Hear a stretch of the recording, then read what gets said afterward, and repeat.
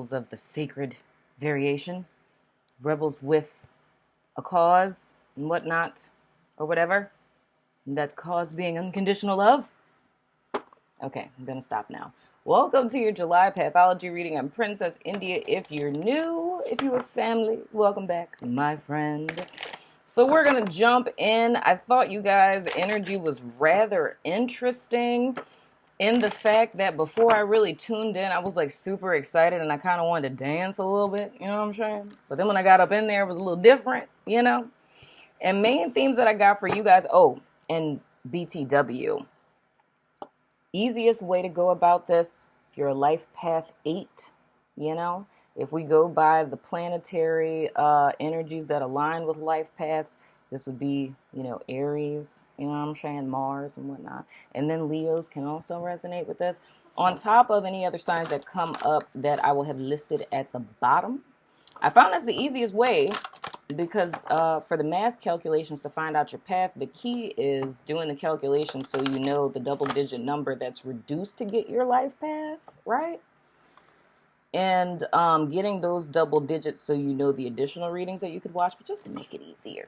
But I have a grid that's posted just in case so you can see what signs and all other kind of stuff. But, you know, that's just the extra stuff. But anywho, so on to you guys' energy. Main things that I felt, it's a lot of being too hard on oneself. Like the first word I heard was like adulting, right? So I was like, haha, that's funny. So I was like thinking like I felt like dancing. So I'm like, they must be having too much fun. Well, not so much. I think you guys are being too hard on yourselves. Second guessing yourself with decisions that you're making or the path that you're on or if I'm going the right way and stuff like that. It's like a hella heavy energy of being stressed out because of like being a perfectionist, right? It kind of reminds me, to be quite honest, to tell on myself a little bit, like being an INFJ, we have issues with like perfectionism to the point where we could have an idea and won't do it because we know we can't do it perfectly, you know? So we would rather leave it in our head than do it and it not be as perfect as we, you know, saw it in our head.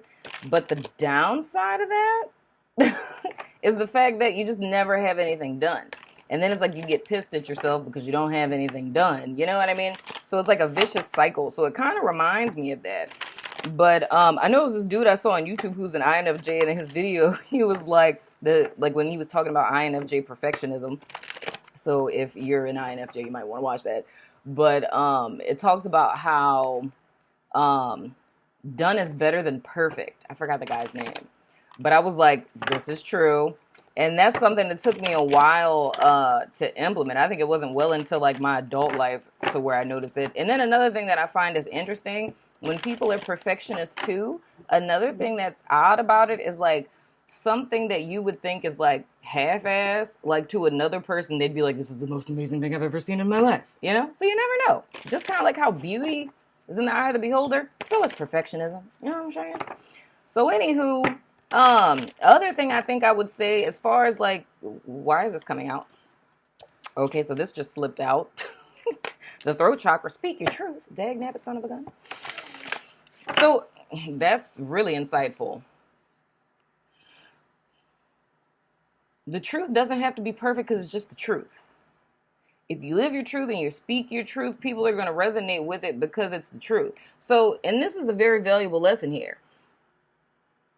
If we're talking about in the realm of like authenticity, right? Like speaking your message or living your truth or, you know, in whatever variation you want to say it, right? Just revealing your authentic self. The vehicle of your truth is irrelevant, right? It's just the fact that people who like vibe with you, like your tribe, people who need to get it, they're going to get it regardless of the vehicle because they're more concerned with what it is that's driving the vehicle as opposed to what kind of car it is. Because who's driving the proverbial car, the truth, right? That's what resonates with a person's heart space. So I don't know if you guys are like working on a project or something like that or writing a book. Because that's been a theme. It's a lot of people, I keep feeling like books are being written or something. But if it's something that you're trying to give out to the world, even if it's like, an art piece, whatever, the whole key is to stop getting so hung up on the details of it. You know what I mean? Getting so hung up on the details of it and kind of getting lost in that as opposed to the message, right? Like getting lost in the aesthetic to where the message or the reason or the intention behind it is being lost. And I say that can also work as a, do I want to say schematic, an illustration of life? You know what I'm saying? Don't be so concerned of like external mediums or what something looks like. It's more about the soul of it, like the truth of it that outweighs the aesthetic, if that makes sense. That's a nice way of looking at life. But the thing I was going to say was, as far as like with the new moon and setting intentions and stuff, I would say it's setting the intention of letting go of restrictions and just being, going a little easy on yourself there. You know what I'm saying? Because it's like, I feel you're being way too hard on yourself, as well as kind of stretching yourself too thin as well. So it's like, for me, for the retrograde for you guys, it's gonna be, of course, because everyone's theme is like, I call it the slingshot. It's like everybody's being bought backwards. You know what I'm saying? So you get like that Ebenezer Scrooge, the night before Christmas view of your life. You know what I'm saying? Where you get to go back and look at everything and see how, and I think for you guys, a lot of it, the theme is going to be either being irresponsible with stuff, being too hasty, or being too hard on yourself, seeing how these themes have shown up in your life and held you back so you can correct those and move forward. Because another thing I'm feeling with you guys, and I felt that with the masterminds too, is what is it like? It's like things being left undone. It's like things being left undone, and the things left undone being your undoing in so many words. But I mean, I felt that with a lot of people too. And that's the whole thing, is like keeping your nose clean and tying up loose ends, But anywho, so we got the throat chakra. And that kind of makes me think too, to be conscientious during the eclipse. Of course, Mercury retrograde is going to mess you up with your speech. It's already killing me. A huge thing is communication. What do you need to say? What are you not saying? You know what I mean? Whether it's to yourself or to other people, right? Conversations that need to be had, bridges that need to be built, as well as, it's almost like reflecting on that, but then it's something, it's like I can't get it out of my mouth. It's like I'm disorder. I wouldn't go as far as to say chaos, but I mean, that could be a nice adjective. But I feel like it's, and that came up with the masterminds, like your environment. Like, okay, like if you have creative block, it might have to do with the things left undone in your environment, like, your desk being messy or, something along those lines. But anywho, getting into the rest of you guys' cards here for the month of July. Sacred rebels and things and whatnot or whatever. And that's another thing that's important to speaking your truth, because that's one of the main themes of you guys' archetype, is having the courage to dare to be different. You know what I mean? It's like being teachers of unconditional love, but doing it in a way that is very unique and innovative to you. You know what I mean? So it's having that, anarchy, fight the system, but the system being fear, right? So we have the Justice card, we have the Three of Wands, and then we have the Fool card. How perfect is this, man? How is it that you guys would go about speaking your truth?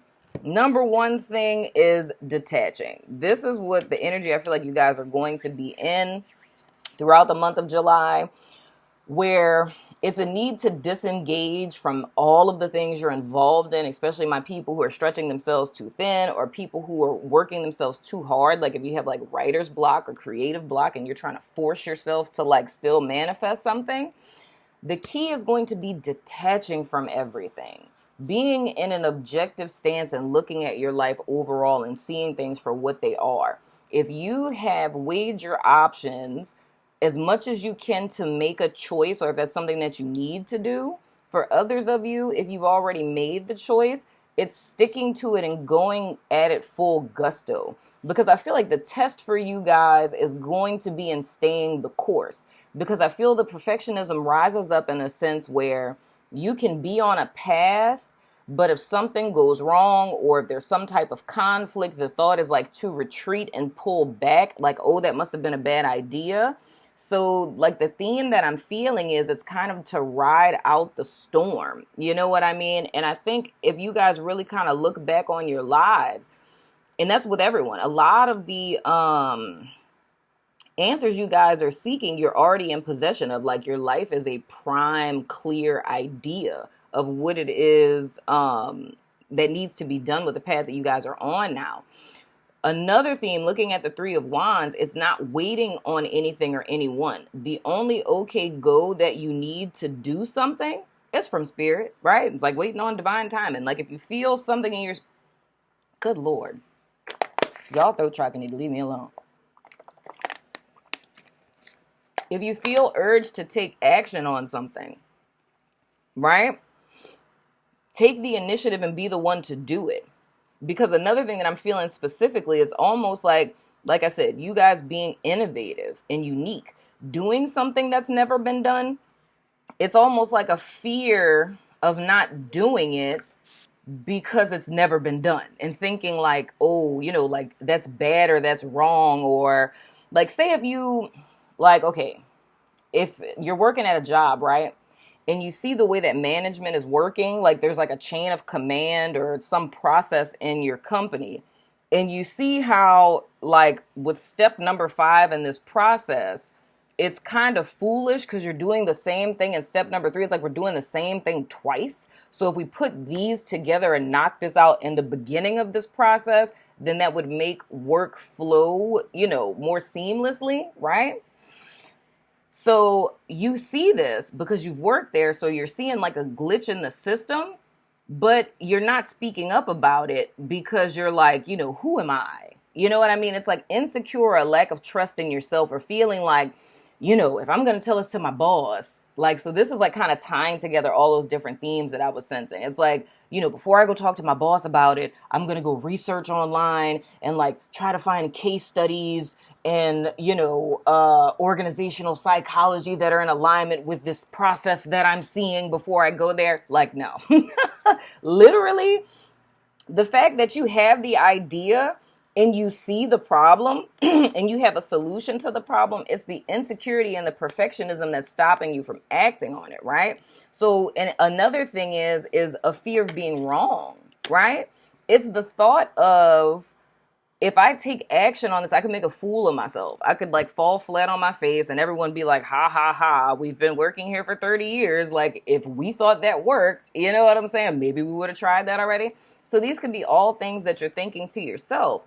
But the thing that Spirit is urging you guys to do is to take a chance, right? Now, keep in mind, like I say, I don't like people to be freaked out because I just personally do not like rules, should-oughts and supposed-tos and confinements and things of the sort. I'm just not a fan.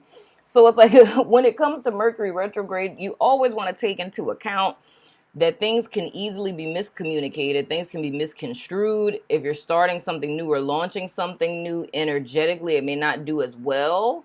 If this is something that occurred prior to, then, you know, by all means, we can finish those things. But it's like, take that into account and whatever your belief system is in alignment with those things. But it's like, how I can put it, and I can't say this for everyone. I honor Mercury retrograde just for the fact that it's an influence, right? It's an energy that influences our engagement with each other and with ourselves. But I will never make anything outside of me my master, if you feel me. You know what I'm saying? I won't make it my master.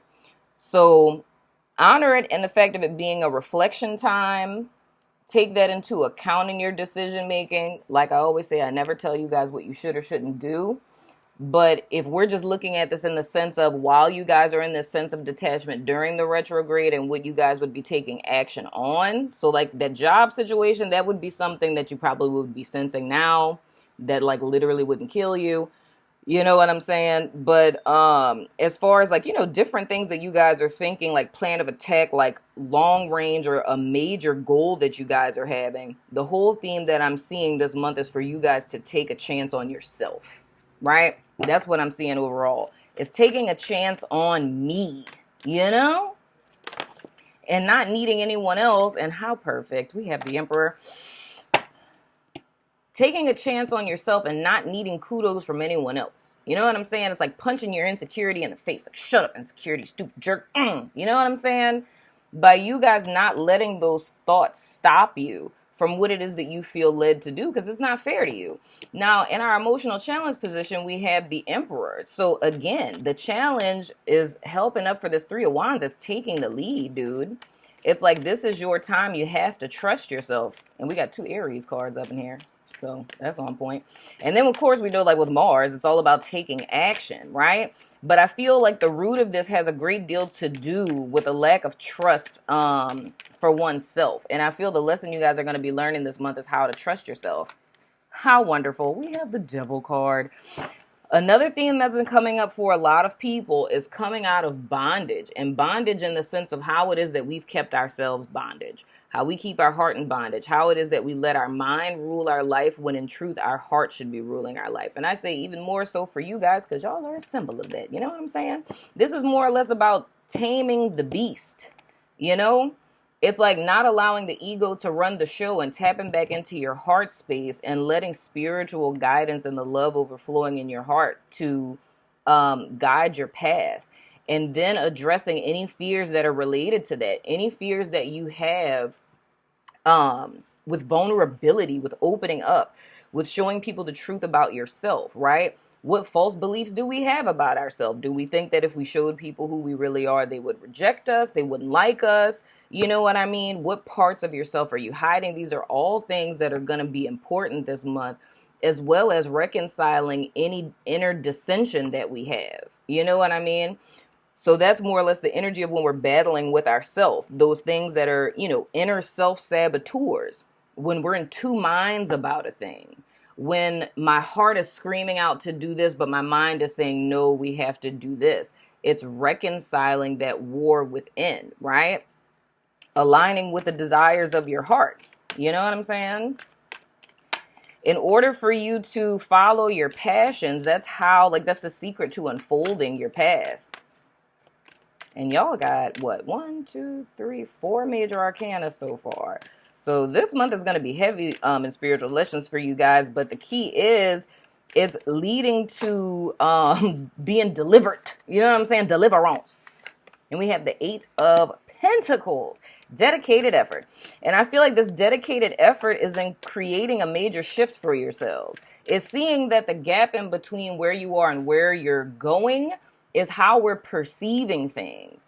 And it's a need to take another perspective. And again, the same theme is this whole heart and mind thing. It's creating balance between the mind and the heart, but understanding in the, hierarchical order of things. It's the heart that's the leader of the mind. The mind is just merely a servant or a tool of the heart.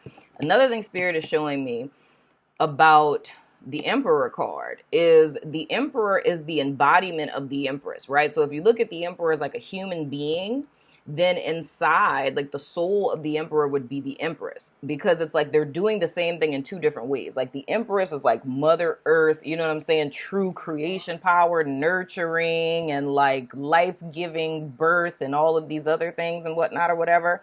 But when we're looking at the Emperor, we're looking at the Emperor as like master builder, like divine architect, right? Like the person who can take something in the frequency of beauty of the Empress and taking and putting that into a physical, tangible, structured type of form, right?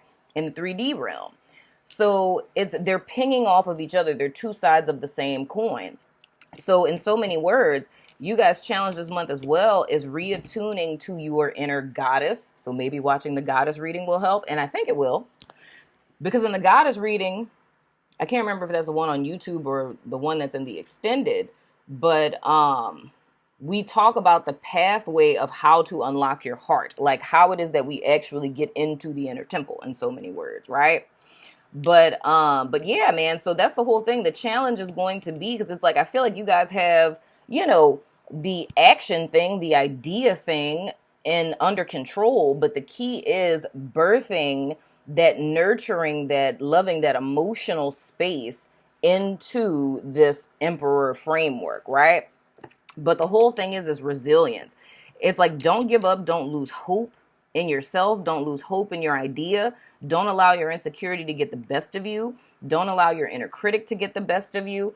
It's like, trust in the process and continue to keep pushing. But the whole thing is awareness. And then we have the high priestess. Dang, y'all got beaucoup major arcanas in this piece. My goodness, what is that, 5? Sweet mother of goodness. Yeah, that's 5 of them. And that's a number of major shifts and changes. So that's the thing, man. I feel like whatever it is that's holding you guys back, that's blocking you, whatever is unclear, it's a need, because I feel like you guys are equipped in an external sense. It's just a need to get our inner world imbalanced, because I feel your major block right now is a mental one. And it's all insecurities and like fear-based beliefs that are stopping you guys from speaking this truth that could quite possibly be revolutionary and life-altering and trailblazing and things of the sort. You know what I'm saying? It's stopping you from showing up to the fullness of you, right? So the key is to put the same time, energy, and effort that you guys may have put into your life up to this point, into a relationship up to this point, into a job up to this point, and taking that energy and channeling it into yourself. It's believing in yourself and your truth as much as you have believed in other people's, right? It's working to build your vision with the same vigor that you've built another man's vision. You know what I'm saying? It's believing in yourself as much as you've believed in friends, family members, brothers, sisters, kids, whatever. It's taking all that it is, and that's like that energy I was feeling of you guys being spread too thin. It's everything that you guys have channeled outside of you. It's turning that reverse and giving it to yourself, right? And that's when you guys are going to see a major shift and change in your life. You know what I'm saying? And whatnot, or whatever. But anyway, I don't know why this is my thing. We're going to double clarify the future. I don't know why I like to say that. I need to turn my lights on. My sunlight has abandoned me. Sunlight. How dare you abandon me? Okay, I'm being really dramatic right now. So anyway, in the extended, we're going to double clarify the future, because that's my new phrase that I like to say. You know what I'm saying? And look at any additional guidance that we can give you guys, any additional things that spirits gives me. Because usually, I think it's going to go easy until we end up throwing the dice that you guys are going to help me name. So if you know what we should name my new dice, because I'm calling them the Oracle dice right now, whatever you think that we should name them, comment that in the not the description box. I can't comment in the description box. See, Mercury retrograde is doing it to me too. Comment a name you think we should name these in the comments below. But we're going to look at things that you can surrender in the new moon energy. We're also going to look at, what else is it? Oh, different themes that may come up in the eclipse as we clarify this, just to kind of give you a heads up of things that you guys may be releasing.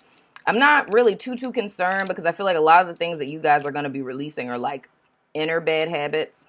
But we're going to clarify those, as well as the archetype that you guys get for the month to help you with having a point of meditation and giving you guys some prompts for self-reflection and self-evaluation for this month and whatnot or whatever. So anywho, we're going to throw the dice of resonance. If you want to ask a yes or no question, go ahead and formulate that now, my friend. You know, pause me if you need to, not while I'm making this creepy face. But I don't interpret these. Just toss them out, and however they resonate, they resonate. Thank you, Sebi, for naming these. So we have family. We have Taurus, we have Capricorn, we have Moon. And the answer to your question is yes, in a few weeks. So family, Capricorn, Moon. Taurus, yes, in a few weeks. So let's see what the dice you guys are going to name have to say. And I always say with the major arcanas, I look at the different archetypes. You guys could watch the Demi-god reading. It wouldn't kill you to watch that.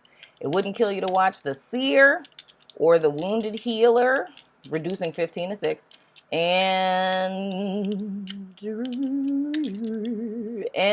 what is this? Oh, the Seer twice. Oh, okay, so the Seer may really be of help to you guys because I'm looking at Justice with the 11. So let's see what's going on. I'm being so extra, y'all. Y'all lucky I didn't dance because I was about to come on here dancing. I'm just saying. All right. Oh, Taurus is clearly important to you guys, or you guys could be, Tauri, because Taurus came out here, and then it came out in the Dice of Resonance too. So a Taurus person may be a Taurus family member. I don't know. I mean, I'm not supposed to be the one interpreting these. Oh, wow. Okay. You guys got the same thing as the masterminds. You have 7 and you have the North Node. Ooh, that means in the extended. Ooh, wait. Dude, I just fell in love with the nodes because of what Spirit told me about when this came out. Because for the masterminds, they got North Node and Gemini.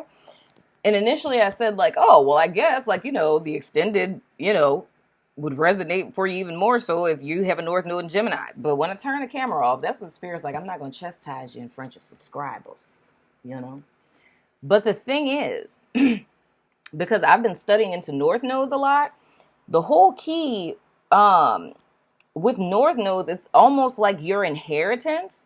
You know what I'm saying? Well, not your inheritance. Your South Node could be looked at as your inheritance, proverbially speaking, like what it is that you're bringing into this life, right? Like what you mastered. Your North Node is more or less looked at what you're mastering, the legacy you will leave behind and thus carry into your next incarnation, right? So the thing the Spirit was showing me was to not look at the North Nodes just specifically like, okay, like my North Node is in Aries, right? So it's not like, no, this is just for people who are North Node in Aries, which is the creepiness of the synchronicity of these readings, because the whole thing is, the reason why I include so many different signs is because there's so many facets of us as human beings. You know what I'm saying? And it's like, even if we think about like our charts, unless we're like super duper good with that, you know what I'm saying? Even if you watch a reading for like sun, moon, rising, Jupiter, your North Node, whatever, it's like you're not really sure how to apply it, so to speak. So that's why I allow these to be so fluid to where you can resonate with a title. You can either your energy coming up. So like with this reading, Sacred Rebels don't have nothing to do with no Tauruses. You know what I'm saying? But like Taurus energy came up double. So it's like I have to include them in here. Because in truth, all of us are connected in a myriad of different ways. So that's the whole little level on that. But it's not getting so stuck on the labels and judging and like excluding, because it's so much to be learned. So in the extended, I'm going to go into, because how it came out in the other one, dude, was it pretty much gave you like a prescription on how to fix everything, in other words. So in the extended, we're going to look at the meaning of the North Node in Taurus. And it doesn't matter if your North Node is in Taurus or not, you know what I'm saying, and whatnot or whatever. Also, the Guru reading may be of some use to you all.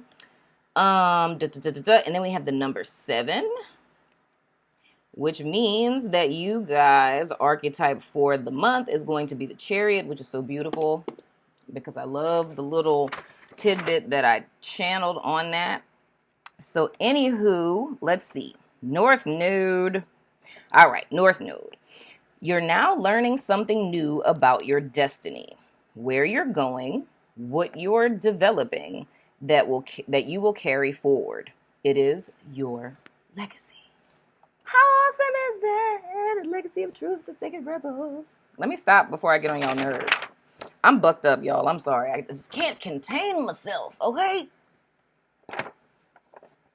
Nah, how hard it is to be professional, but on the inside, I just want to be like, nah. Okay, sorry. I'm being professional. I'm glowy. Anywho, so number 7. Imagination, dreams, and openness to hidden realities. What's behind the veil